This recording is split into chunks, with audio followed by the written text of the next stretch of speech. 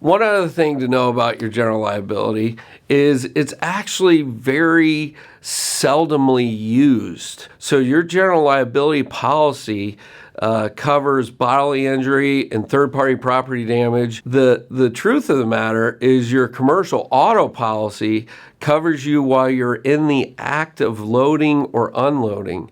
So when you think about junk removal companies, I mean, when are you not in the act of loading or unloading? The few claims that we've seen over the course of time have been examples like somebody sawzawing a kitchen island out to remove the kitchen island out of a house, and there's running water or there's water and pipes, and they're in sawzawing, and they nick the pipe and then flood the first floor. And that's a claim that we had where the general liability policy responded and covered the new floor in the homeowner's house. Another example of a general liability claim, we had a gentleman who was clearing out the backyard of a hoarder's house, and they were using a bobcat and scooping up the backyard debris and dumping it into their utility trailer. They drove around the garage with the bucket up, and they hit the balcony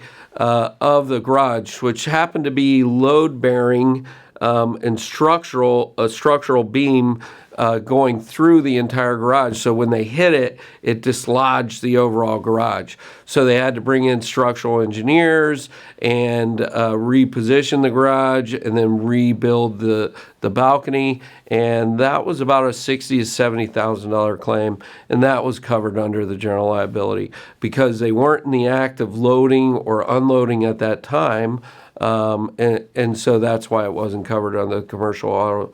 Likewise, another example where they had picked up a couch and they were moving the couch outside. The guts of the couch fell out onto the floor. They dragged it across the floor. Then they banged the couch into the door frame. They destroyed the door frame of the home.